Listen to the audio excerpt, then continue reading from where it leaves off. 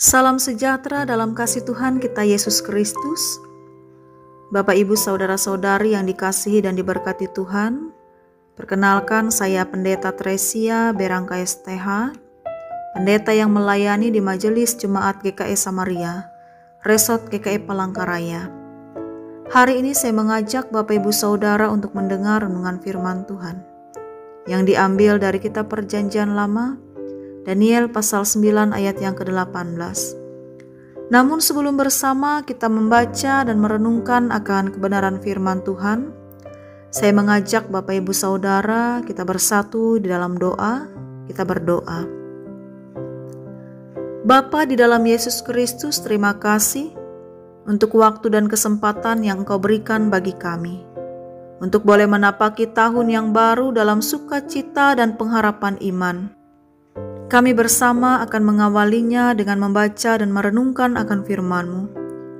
Kuasai kami dengan Roh Kudus, agar hikmat memampukan kami untuk mengerti dan melakukan kehendak-Mu. Di dalam nama Tuhan Yesus Kristus kami berdoa. Amin. Daniel pasal 9 ayat yang ke-18 yang akan dibacakan dalam nama Tuhan di bawah judul Doa Daniel. Ayat yang ke-18, Ya Allahku, arahkanlah telingamu dan dengarlah, bukalah matamu dan lihatlah kebinasaan kami dan kota yang disebut dengan namamu. Sebab kami menyampaikan doa permohonan kami ke hadapanmu, bukan berdasarkan jasa-jasa kami, tetapi berdasarkan kasih sayangmu yang berlimpah-limpah. Demikian pembacaan Alkitab. Firman-Mu itu pelita bagi kakiku dan terang bagi jalanku. Amin. Shalom. Bapak Ibu Saudara yang dikasihi dan diberkati oleh Tuhan, kita mengetahui bahwa doa merupakan komunikasi antara kita dengan Tuhan, di mana bagiannya tidak pernah lepas dari permohonan. Dan tentunya ketika kita memohon kepada Tuhan, hendaklah disertai dengan iman dan percaya. Sebab doa yang lahir dari iman, kita percaya akan besar kuasanya. Seperti halnya doa, permohonan yang dilakukan oleh Daniel. Alkitab mencatat tentang sosok Daniel yang diberkati Tuhan karena cara hidupnya yang taat kepada kehendak Tuhan. Ia dikisahkan sebagai sosok yang dianugerahi wawasan luas, bijaksana, dan dipenuhi hikmat Tuhan.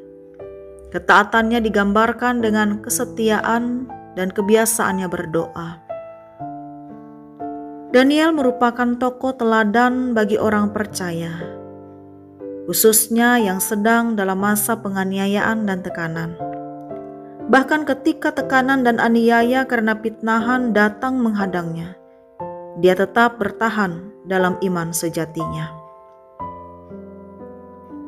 Ketaatan itulah yang dipandang oleh Tuhan, sehingga beragam mujizat kerap dialaminya.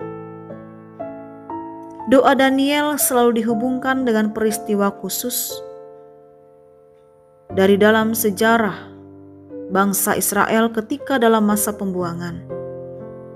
Dan dalam masa pembuangan yang membuat bangsa Israel merasakan kepedihan, dan Daniel memanjatkan doa kepada Allah. Sebagai juru syafaat bangsanya, Daniel memanjatkan doa pengakuan dosa atas Israel yang sepanjang sejarah kerajaan Allah tersebut senantiasa memberontak kepada Allah. Dan doa Daniel ini intinya sederhana saja, yaitu memohon belas kasihan Tuhan agar amarah Tuhan dilalukan dari antara mereka, serta meminta Tuhan memulihkan kota Yerusalem serta bangsa mereka. Dan menariknya dalam doa Daniel, yaitu Daniel sadar jika doa-doa tersebut dijawab sekalipun, bukan karena jasa Daniel dan orang sebangsanya, tetapi semua karena anugerah Tuhan semata.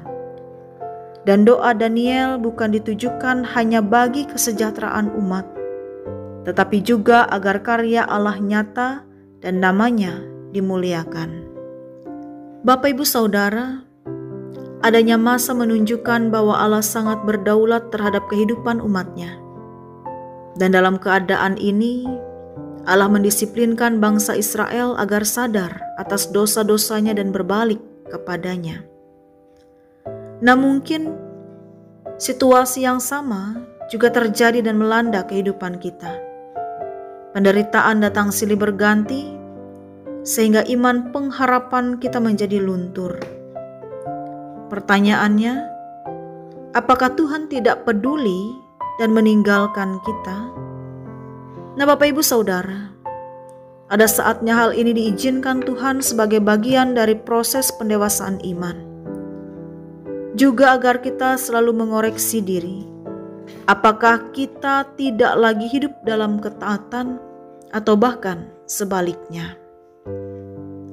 Untuk itu, mari kita terus menguatkan iman percaya kita kepada Tuhan dalam keadaan yang kita hadapi dalam hidup ini. Karena kita percaya apapun keadaan yang kita alami, bukan di luar karya Tuhan. Memang tidak terlalu mudah memahami masa yang sulit dalam hidup kita sebagai bagian dari karya Tuhan. Atau mengakui segala yang kita raih adalah juga karena rancangan Tuhan. Namun, adakah yang terjadi di luar kendali Tuhan? Maka oleh sebab itu, jangan pernah menyerah pada keadaan. Justru dalam kondisi sulit, kita harus terus mencari Dia. Sebab Dialah sumber kekuatan dan pengharapan bagi kita. Seperti halnya yang dilakukan oleh Daniel. Kiranya kuasa Allah memampukan kita untuk memahami dan melakukan akan kehendak-Nya. Amin. Kita kembali bersatu di dalam doa, kita berdoa. Kami menaikkan pujian syukur hormat terima kasih kepadamu ya Tuhan, atas tuntunan kasih setiamu dalam hidup kami. Terima kasih buat kebenaran firman-Mu yang boleh kami dengar dan renungkan bersama. Kiranya perkataan firman itu termetraikan dalam hati dan pikiran kami, sehingga dapat bertumbuh dan berbuah berkat dalam hidup kami dan sesama. Kami juga menyerahkan keluarga, rumah tangga, usaha pekerjaan, aktivitas dan pelayanan kami sepanjang hari-hari yang akan kami lalui di tahun 2023. Kiranya boleh jadi dalam penyertaan kasih setia Tuhan. Kiranya damai sejahtera Allah yang melampaui segala akal akan memelihara hati dan pikiran dalam Yesus Kristus Tuhan kami. Amin.